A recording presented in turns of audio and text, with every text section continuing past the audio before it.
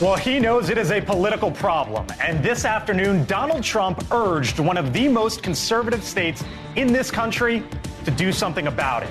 The former president posting and calling on the Alabama legislature to act quickly to find an immediate solution to preserve the availability of IVF in Alabama. And now the Biden campaign is responding, saying, quote, "Give me a break." Come on in. Thanks for being with us. I'm Blake Berman. This is The Hill on NewsNation. Not sure what.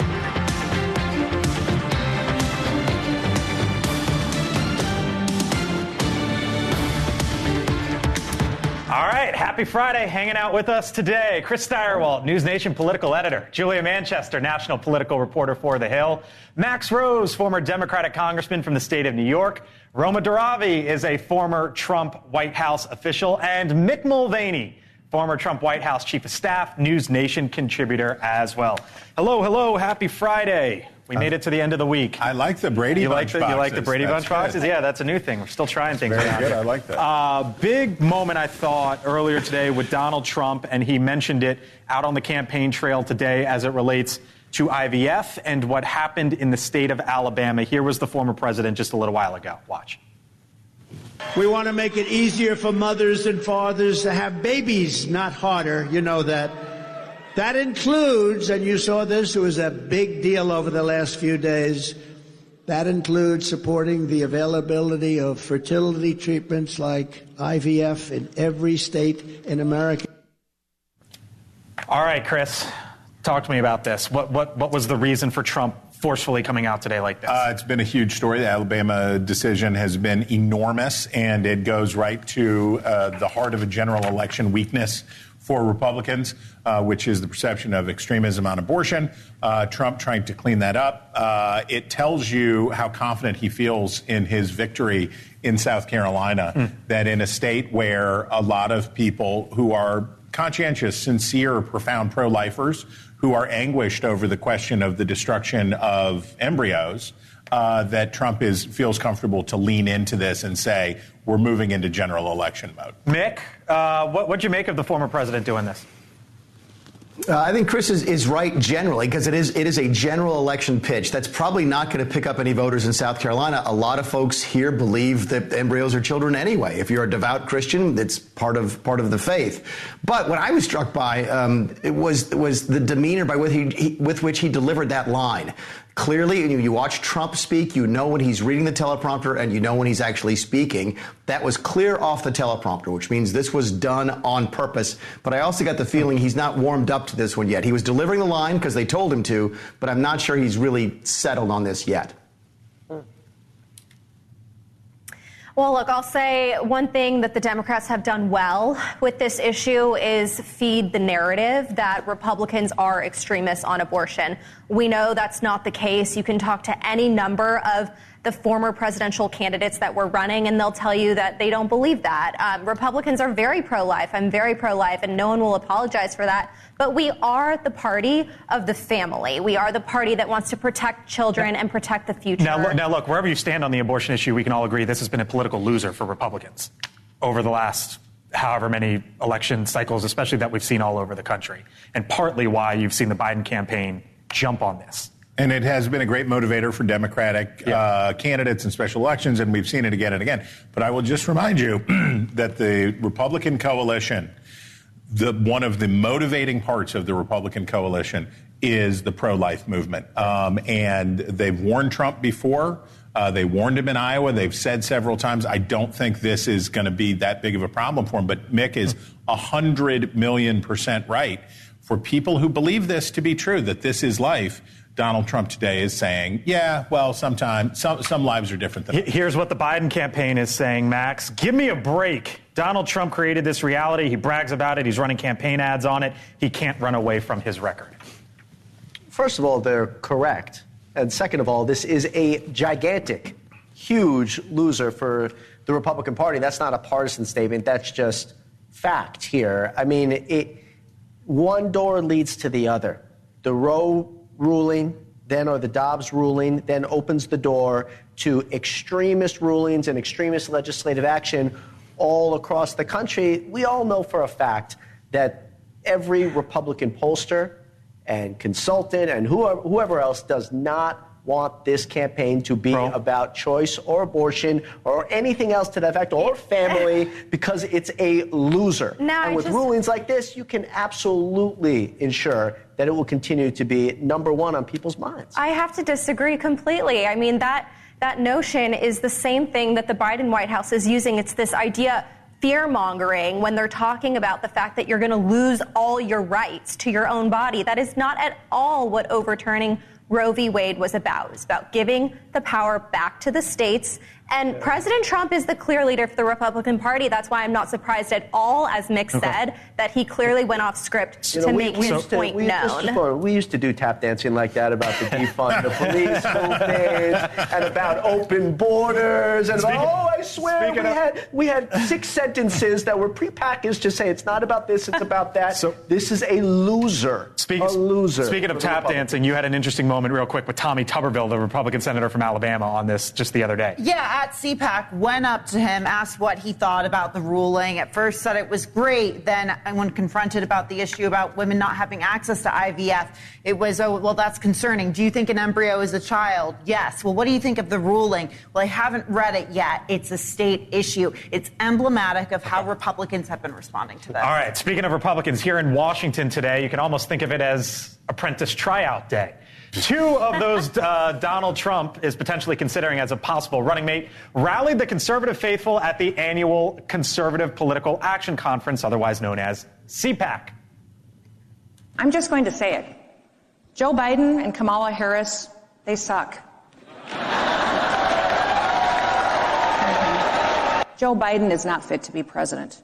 And Kamala is no backup plan. You have the corrupt Joe Biden crime family lining their pockets from illegal influence peddling schemes. The Biden crime family. Elise Stefanik, before that, Kristi Noem, governor of South Dakota. Mick, was this tryout day here in Washington? Sure, and you're going to see it again and again between now and the convention. I think both of these ladies are on my short list, along with Ben Carson and Tim Scott, as we've talked about. There's a reason they are there. There's a reason they're trying to look like they are vice presidential. I think they're both going to be very capable and both going to be considered very seriously for the job. But again, I don't think you're going to see Donald Trump do anything soon on this because he loves the attention as to when he's going to make a decision and who he's going to make the decision about. It's apprentice vice presidential version. I seldom can I say anymore that you're disappointed, but when you hear the language like that, you went, it's just as you gross. Heard it. It's such pandering. It's so unnecessary. It's so rotten. And unfortunately, what Mick is 100% right, which is that it will be a race to the bottom for a lot of these folks. But my money is on Senator Katie Boyd Britt from Alabama to be Trump's running mate. That's I think that's I think it would be the right choice for Trump because he's going to need to suck up to some of the mainstream Republican community, and she's managed to straddle both worlds, and she's not as relentlessly ambitious as the 2 women you just saw. You even had Mick. Here's the one take on that, though. Yeah, the only thing on that is he doesn't really know her. You're right. It checks a lot of boxes. I hadn't thought about her, Chris. But he doesn't know her. And I think he's a little bit concerned about picking somebody that he's not that close to. He doesn't want to get down. Keep in mind, you can fire anybody in the administration. You can replace anybody. You could put an acting person anywhere except in the vice president's office. So he's sort of stuck with that person the whole time. That's the only thing. I got to give that some more thought because it makes some sense. It does check a couple boxes. Right out of central casting. I always wonder. Right out of central casting. She is out of central casting, but he doesn't know her, and I'm not sure he wants to. He's not sure she's loyal enough yet because he's not had that experience with her like he has with Kristi and Elise. All right, meantime, out on the campaign trail at this hour, both Trump and Nikki Haley set to speak at different events in South Carolina ahead of tomorrow's Republican primary in that state. The next test, I guess a test for one of them potentially, in the nomination fight. Trump is going to keynote the annual Black Conservative Federation Honors Gala in Columbia, South Carolina this evening. Haley, meanwhile, is going to hold a rally in Mount Pleasant. Joining us now to discuss what's at stake, Hogan Gidley, former Trump deputy press secretary, former executive director of the South Carolina Republican Party, by the way, also an advocate for Donald Trump. I think you're in South Carolina right now. No, I think I'm a new young cub reporter out on the beat for NewsNation. I'm actually at CPAC right now, Blake Berman. Oh, coming to you live. CPAC. Yes, I'm at CPAC, but I was in South Carolina for the last 6 days speaking at Hilton Head, Bluffton, Beaufort, Charleston, and also in the upstate as well on behalf of the former president. So I've been around the block in the last several days. All right. Getting your frequent flyer miles. Hogan, what are you expecting in South Carolina?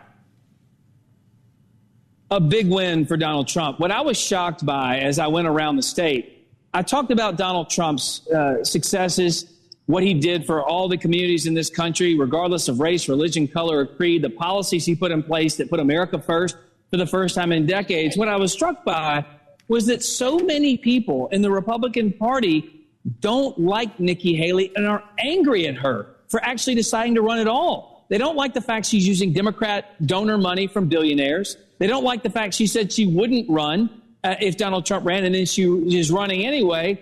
And they don't like the fact she's trying to take the party back to kind of that, establishment, elitist, globalist wing that we've waved bye to a long time ago. They're just angry at her. They're frustrated with her. They'd rather be talking about Joe Biden, not Nikki Haley at this point. And they don't like what she's saying on the trail can be used in advertising. They don't like that either. Hogan, you're cutting out a little bit, so I'll leave you with this. Give me a number. Trump wins, you think, tomorrow by how much? I'm going to say 30 on the nose. 30 on the nose. Live look, by the way, of Donald Trump. Hogan, I'll see you down there in South Carolina tomorrow. Safe travels. Hogan Gidley, former principal deputy press secretary in the Trump White House. Guys. Hogan, thanks as always. Appreciate it. Coming up here on the Hill as we take that live look, Rock Hill, South Carolina. I've been to Rock Hill, by the way. Moderated an event with Ron DeSantis there. You're breaking down what you expect tomorrow? Yep, we'll look on both sides of the barbecue line. We'll see what's going on in the upstate. We'll see what's going on with the coastal elites. We'll check it out. It's going to be great. Steyerwalt breaks it down on the other side of the break when the Hill on NewsNation returns. Live look.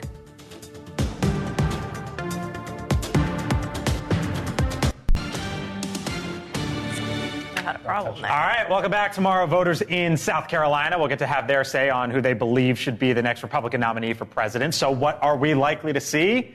Steyerwalt here to break it all down. Chris? Ooh, okay. South Carolina.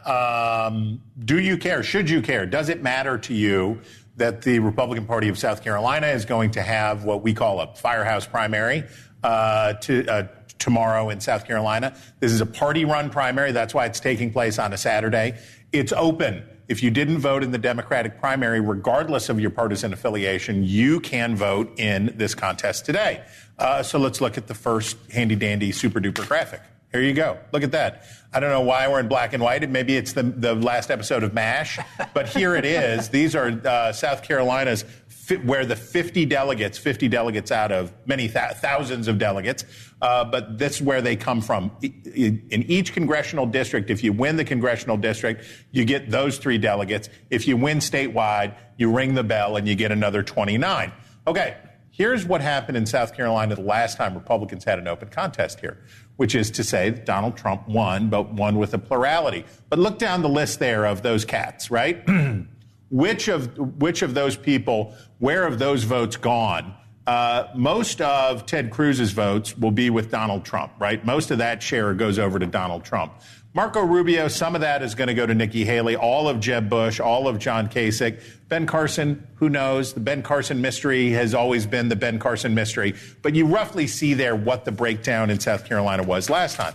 Now, for your framing purposes, here is the result of the New Hampshire Republican primary. Nikki Haley got 43.3% of the vote. And basically what she and her campaign said initially, though they have tried to walk it back, basically said, this is the benchmark.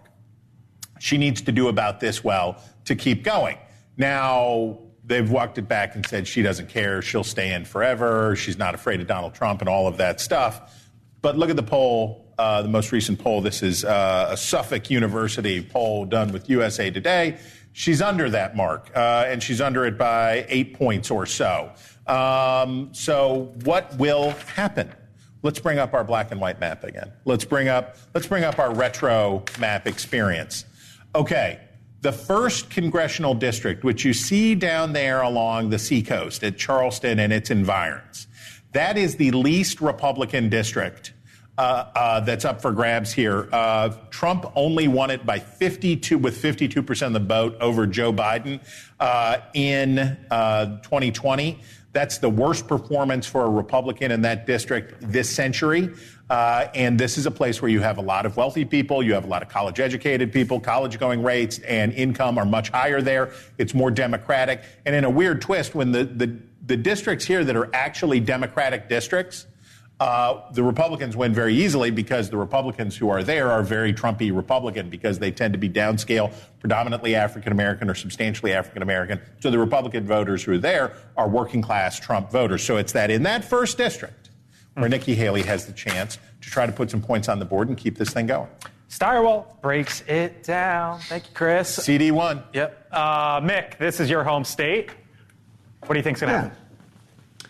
I like that. That makes some sense. If Nikki's going to be competitive, it will be in Charleston, which is the home base of the 1st Congressional District. But I want to caution people against this concept of Democrats coming into the Republican primary to make a difference in the outcome. Keep in mind, we don't register by party in this state, so no one's really a Republican, really a Democrat. That's why it's really an open primary. But look, if you're a Democrat, you hate Donald Trump. You really do. Are you really going to vote for Nikki Haley, though? Because, I mean, I asked the Democrats on the panel, who would Joe Biden rather face in November, Donald Trump or Nikki Haley? So if you're a strategic thinking Democrat voter, you're probably coming out to vote for Donald Trump because you think he's probably the only person that Biden can beat. So I sort of downplay that idea that South Carolina is like New Hampshire and that Nikki can sort of close the gap. I think she loses by a lot on Saturday. But as Chuck Mangione said, in the immortal words of Chuck Mangione, feels so good, right? So for Democrats, it feels so good to vote against Trump. There are Democrats who would get up and vote against Donald Trump every day if they had a ballot box at the end of the show roast. They would definitely go vote against Donald Trump because they like how it feels.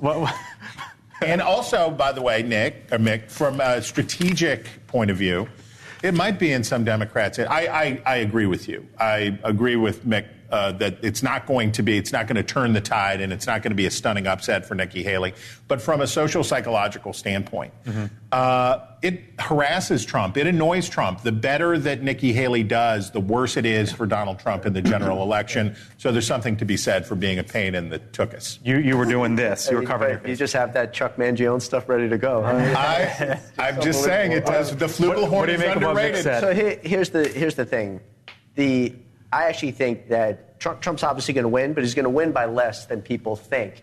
Because you have to remember, going back to the polling, every time someone does a poll, they're doing it off past turnout in whatever that election will be. They've modeled what a normal primary turnout looks like in South Carolina, and this is just going to be different. Nikki Haley is winning amongst new voters in the Republican primary electorate, which is bad news for Trump. And he's 100% right. People are going to swarm out to vote against Trump for whatever opportunity that they'll get, but Trump will still win by double digits. I was floored by the turnout in New Hampshire. After the anemic showing in Iowa, I thought, the Republicans are done with this. People don't care about this race anymore. But they stormed out, and that's what Nikki Haley will have to count on. Yeah, can I just add one thing? Quick, yeah. There are plenty of areas where Trump is beating Nikki Haley 2-1. Women is one, and that should be a shoo-in for her. That's the whole argument that suburban women don't like Trump. You look at the polls, Trump is beating Nikki 2-1. And you also look at the party as a whole, South Carolina aside, the latest poll was Trump versus Biden, and there was only a 4-point margin. 4 points. 2 points when it was independents. 4 points when it was the country as a whole. So that's definitely within, winning potential. There's no reason that Nikki Haley still needs to be in this race. We'll get final numbers from everyone here, what they think will happen at the end of the show. But first, we're starting something a bit new tonight. We'll be highlighting towns across the country with Hill in their name, just like this show. Tonight, we're spotlighting Rock Hill, South Carolina, about 25 miles south of Charlotte, where former President Trump, actually just held a rally. We were showing you the live images. Town of roughly 75,000, represented by Congressman Ralph Norman. He's actually the only major lawmaker in the Palmetto State that's backing Nikki Haley. Now, Rock Hill was represented by Democrats from 1883 until 2010, until an upstart congressman by the name of Mitt Mick Mulvaney. Steve Mulvaney, was it? Flipped it from blue to red in 2010. No, he flipped it. Hello to our friends in Rock Hill watching on Carolina's own Queen City News, our next star station, serving the area from our hill to yours, Mick Mulvaney's hometown area. Nice. Tell Starwalt it wasn't Dylan Mulvaney, that's for sure. Still much more ahead here on the Hill as New York City deals with a major surge of immigrants entering the city. The mayor there, Eric Adams, facing criticism over slashing funding to deal with the problem. Former Congressman Max Rose, what's going on in his hometown? Does he agree with the mayor? We'll ask Max. Other side of the break. Stay with us.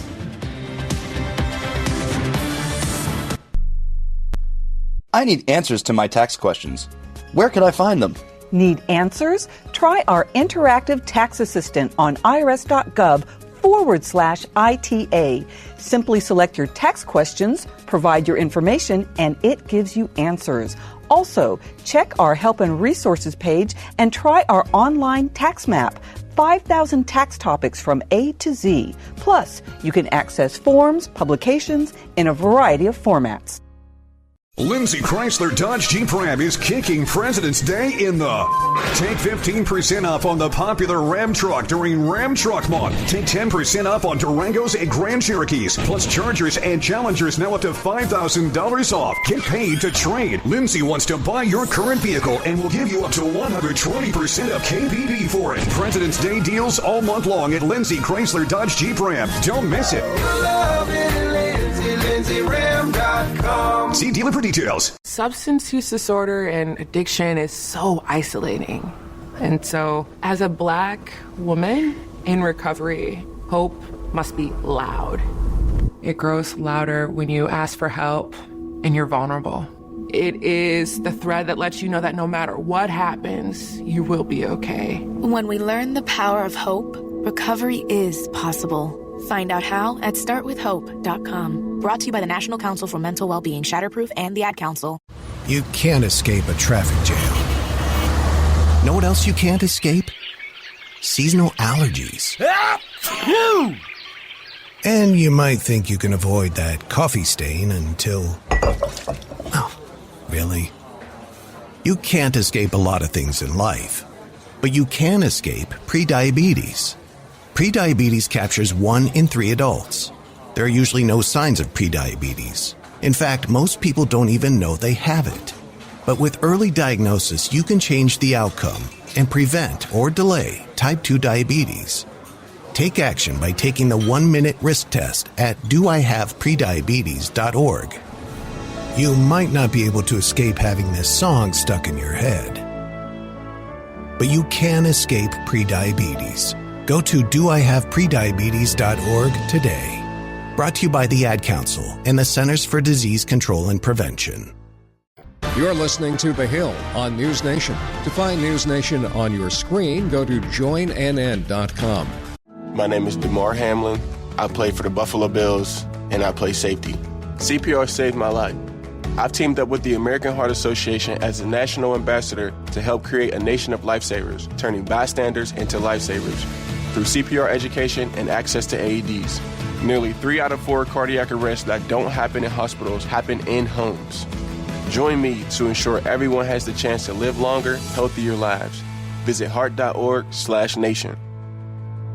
This is McGruff the Crime Dog, and I need you to help me take a bite out of crime. Counterfeit products are popping up everywhere. If you think buying them is harmless, think again. Counterfeits are usually made with hazardous and even lethal ingredients that could harm you and others. And the money you paid, it goes right into the hands of criminals. Remember, if you don't know where the products came from, how could you know where the money goes? You're smart. Buy smart. Go for real. Learn more at McGruffPSA.org. This message is brought to you by the United States Patent and Trademark Office and the National Crime Prevention Council. Moonwalk through the 80s and 90s on Rewind TV. This is a big deal! Your favorite sitcoms from the 80s and 90s are all in one place. Rewind TV. Just go to rewindtv.com and check it out. Over the years, you've brought them into your home. You were prescribed opioids after the C-section and after Dad's back injury. They helped when you were in pain, and you held on to them just in case. But did you know holding on to unused opioids puts your family at risk? Trouble with opioids can start at home with unused medicines such as pills, patches, and syrups. You can remove the risk and protect your family. Find out how at www.fda.gov/drug disposal. Retirement can be scary, but only if you're not prepared. That's why AARP created thisispretirement.org. Because unless you've already retired, you're in pretirement, and you still have time to plan. Learn about retirement savings options, potential tax breaks, and how you can build savings over time. Visit thisispretirement.org for free resources to help you customize your action plan and feel the retirement fear disappear. Brought to you by AARP and the Ad Council.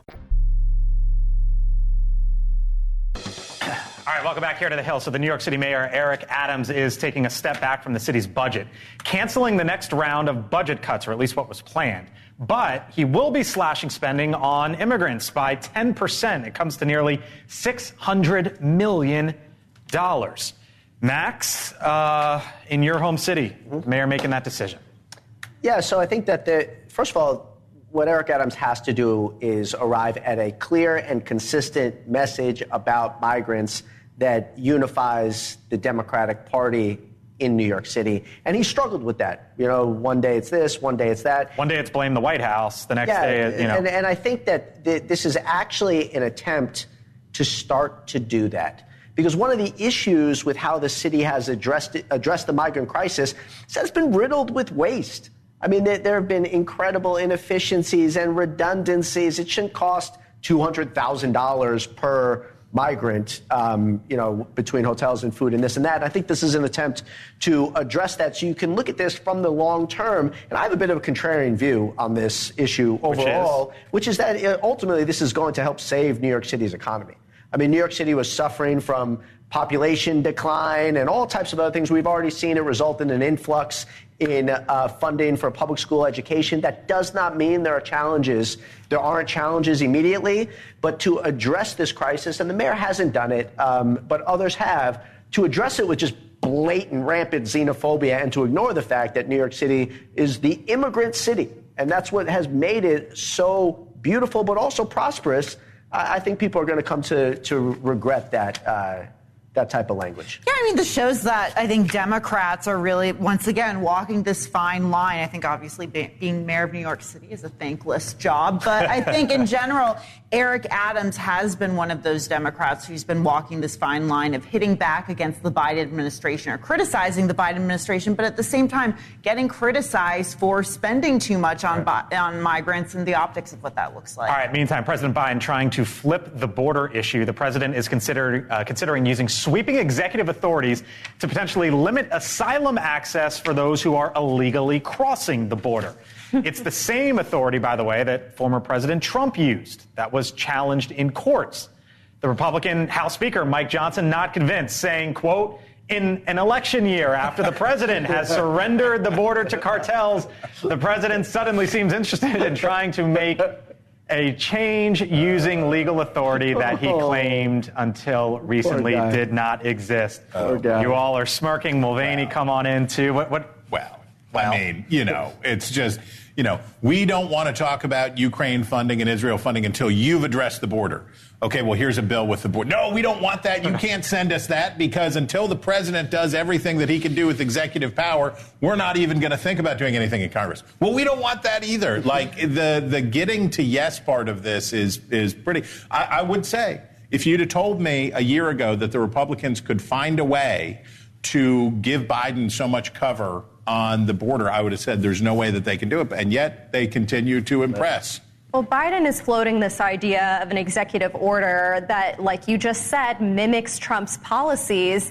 But you can't both blame Donald Trump for the crisis at the border and then go and try to copy what he did to fix it. So sign the executive order or don't. Really, to me, it doesn't matter because you might as well shred that piece of paper unless Joe Biden suddenly becomes a firm commander-in-chief and enforces the law and truly shuts down the border and forces this illegal immigration, I should add that word in, the illegal immigration issue to come to a firm halt.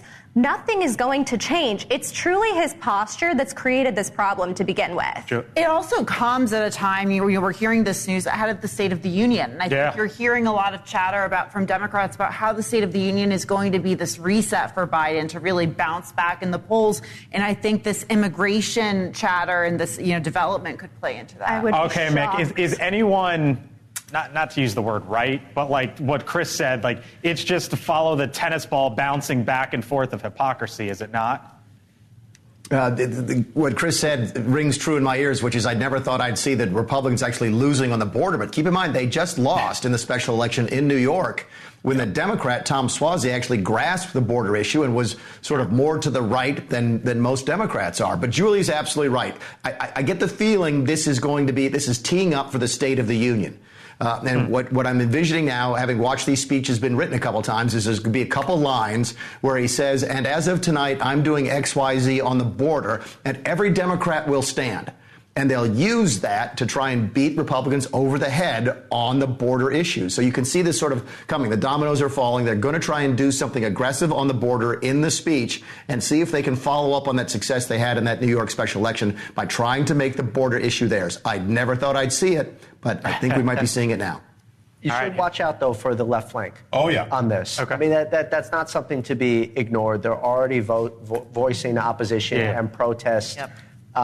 It will be a challenge to unify the party around. If we think that the State of the Union is going to be Biden's big comeback, I don't think an hour-long speech from Joe Biden is going to be anything of a glowing, resounding, beautiful performance. That's going to be rough. Before we head to the break here, I should note tomorrow marks 2 years since Russia's unprovoked full-scale invasion of Ukraine. 2 years of Vladimir Putin's forces inflicting mass murder, rape, torture, kidnappings on the people of Ukraine. Wherever you fall in the debate of America's role there, we can all agree that what we've seen is some of the worst of humanity. But we've also seen some of the best as people fighting against all odds, determined to exist. I want to throw a picture up real quick. Picture that caught my attention. Show it in full if we can, which is Ukrainian troops today. This was taken today, and you can see them with their munitions there on the ground, and in the forefront, a soldier holding a teddy bear. Real quick around the table, what do you see in that image?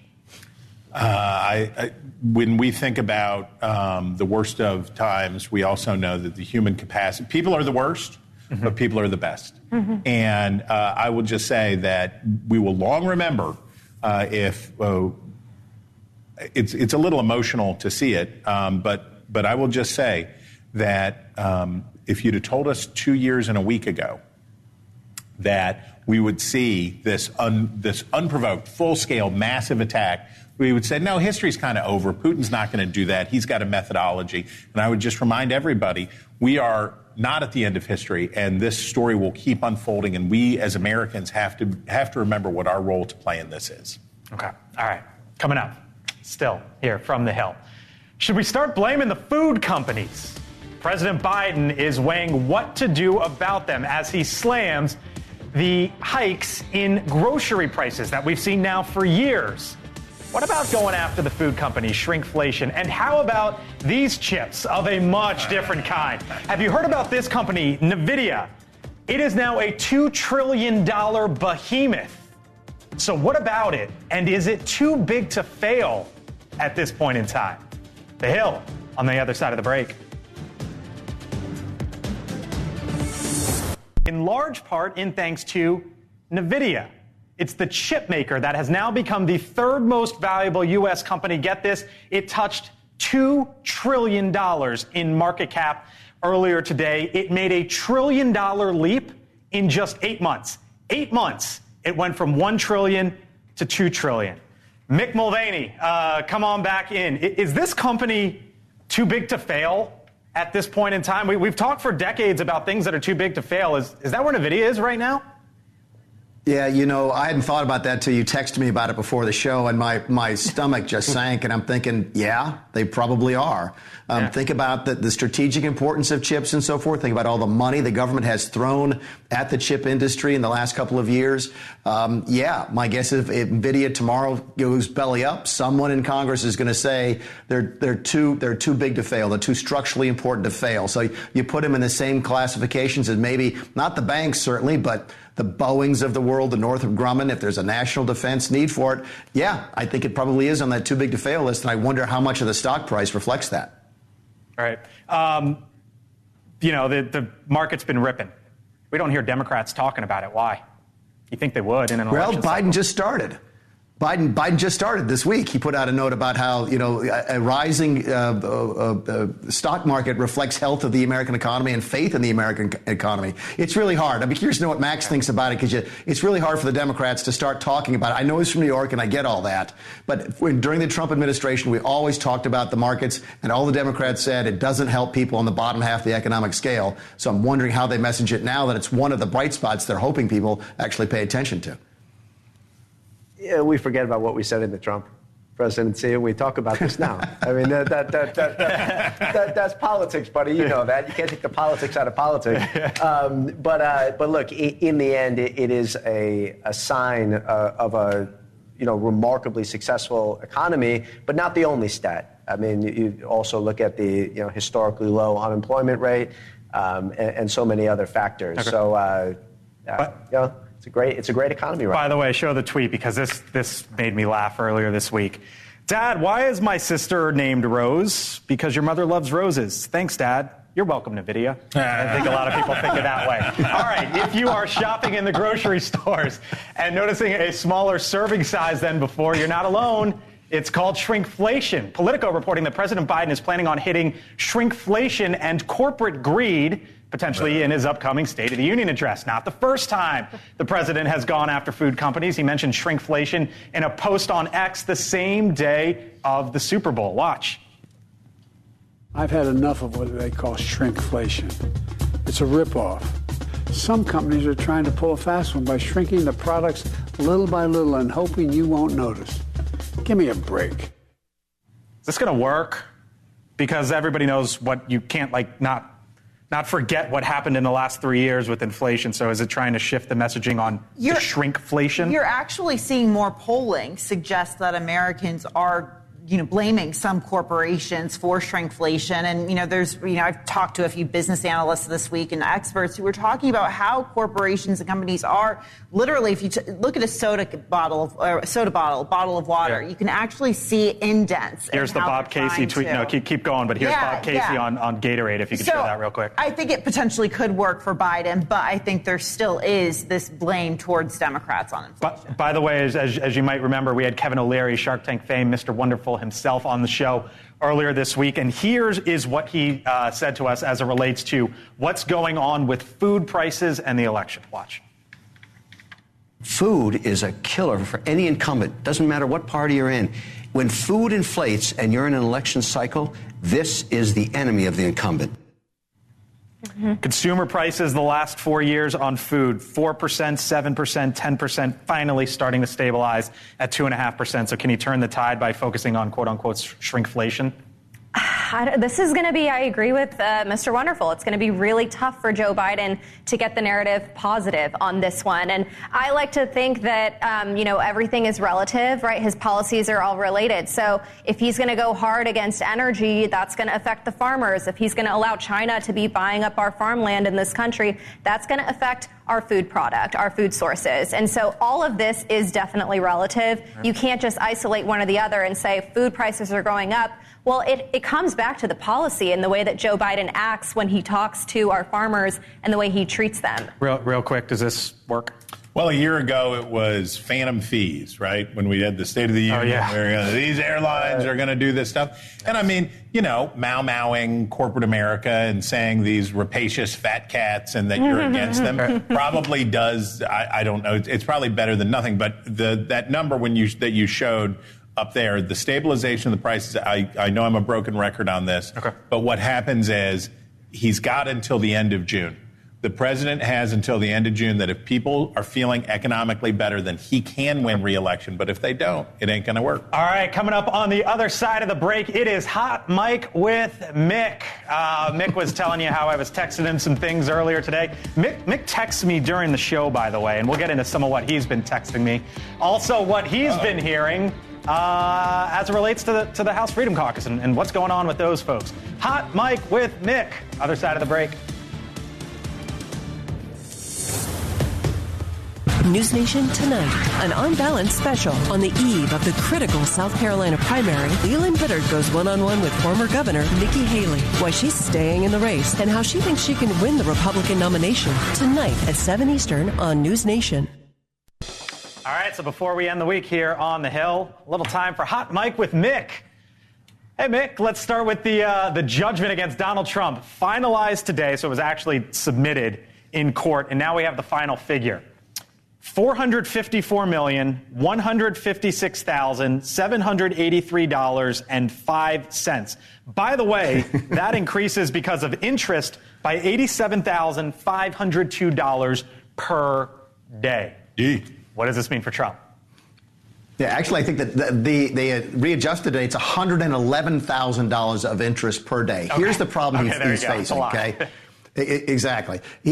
Appeals are not free. Okay, if he wants to appeal this, he has to post a bond. The bond is typically 120% of the money judgment. That's roughly a $500 million bond. That would cost him $50 million. He has to come off a hip $50 million, but he has to find somebody to actually provide that bond. And a lot of folks are saying, look, we don't want to sort of lend Donald Trump this money because he might be the president, and how do you collect a bond amount against the president of the United States? So he might have difficulty finding a bond so that he can continue his appeal. Why not use his own $50 million liquid? No, 50 is not the problem. It's the 500. Got it. Okay. Some news from the caucus that you helped found, of course, the Freedom Caucus. It is pressing Speaker Mike Johnson for a year-long stopgap funding bill. What are you hearing? That the honeymoon is over for the speaker. He took a kick in the teeth when that vote failed a couple weeks back on the Mayorkas impeachment. And you're hearing more and more about individuals within the Freedom Caucus, maybe not a Freedom Caucus movement together, but individuals saying, you know what, I thought Matt Gaetz got some really good PR. He raised a bunch of money when he brought the motion to get rid of Kevin. Maybe I'll be the guy to get rid of Mike Johnson, and that'll help me make a bunch of money as well. Interesting. Okay. You've been texting me, Mick, all these ads that you're getting in South Carolina. Explain to the viewers what's going on right now in the final hours there as you sit there in your home state. It's really weird. I've received no less than half a dozen emails while I've been sitting here for the show, and texts and so forth. I know. The Nikki Haley ones make sense to me because she's trying to, sort of get people to vote. It's the Trump things that I don't follow. These are actually texts from the Trump campaign. They're not well-meaning sort of supporters. They're not PACs. It's Donald Trump for president 2024. And that tells me one of two things, and I don't have a feel for it one way or the other. Either they sense some weakness, and they want to make sure their people show up tomorrow, or, and this is, I got to think more likely, they're looking to run up the score. They really want to put a stake in Nikki Haley tomorrow, and they're leaving nothing on the field as they go into the last 24 hours. Okay. Hot Mic with Mick. Thank you, Mick. Hang around here for a few. We've been covering President Biden's Michigan problem for a while now here on the Hill as Democrats continue pressuring the president to change his stance on Israel. Earlier this week, Steyerwalt did a great job breaking that whole issue down. Yesterday, I included Chris's segment in the newsletter, our newsletter, and we asked, if you have any questions about what you've seen on the show, send us an email. We'll talk about it here. We received some comments. We're going to live up to our word. Here's a question that was posed in relation to Chris's segment. How many of those Democrats urging other Democrats to vote uncommitted will eventually come back home and vote for President Biden in Michigan in November? So the backstory here is there's an effort in Michigan, Chris, to have Democrats vote uncommitted to sort of send the president a message in the primary next week. What about that viewer question? Well, reader question? As all journalists, I oppose accountability for myself. So I'm offended to be asked questions about. No. Look, most of them will. Most of the people who would vote uncommitted would vote Democrat in a general would vote for the Democratic candidate in a general election. The problem isn't that. The problem is that they don't vote at all. And that they stay home, and that these are disaffected people. Donald Trump faces a similar problem in South Carolina. Or a similar problem will be revealed for Donald Trump in South Carolina, which is that a big chunk of the Republican Party might stay home or be underwhelmed for him in those precincts, in similar precincts in other states. And that's what Biden's concern is more about. It's not that they're going to vote for Trump. It's that they might not vote at all. How worried are you? Not worried because it's February. Okay. Right? And I think that many of the folks... That doesn't seem like you jumping up and down and you know, being all thrilled with everything there. I'm certainly not spiking the football on this Right. issue. It's a political issue. Okay. But here's the thing, though. The folks who are voicing it in Michigan, from Rashida Tlaib to so many others, understand their political power as a consequence of Michigan being such a pivotal swing state. Right. And they are not voicing this position with such, adamance because they're going to stay there. They're looking to exert some leverage. And that means that they will come back, and I have confidence that the coalition will be maintained. Okay. All right. By the way, as you know, about 24 hours until polls close in the state of South Carolina tomorrow night for the Republican primary. So let's go around the table as we close out the show this week. Predictions from the panel. I think everyone thinks that Donald Trump is going to win. Roma, I'll start with Max and Roma. Give me a number. How big do you think Donald Trump's winning by tomorrow? Oh, well, it's going to be huge. It's going to be the biggest win. No, it really is going to be huge, though. I mean, I would say Donald Trump will probably be around 33 points up. He definitely will beat her. And I believe, Chris, correct me if I'm wrong, it's winner takes all when it comes to the delegates. So it's by congressional. It's a spread. Okay, spread through the congressional. You got it by a lot less. 17. And that's because new voters. Julia? 29.